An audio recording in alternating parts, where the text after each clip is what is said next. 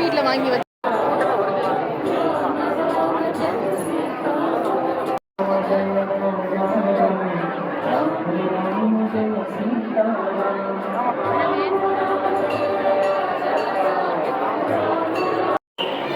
கண்ணால தரிசனம் பண்ணுங்க. உங்களுடைய வருகை புண்ணிய ஆத்மாவான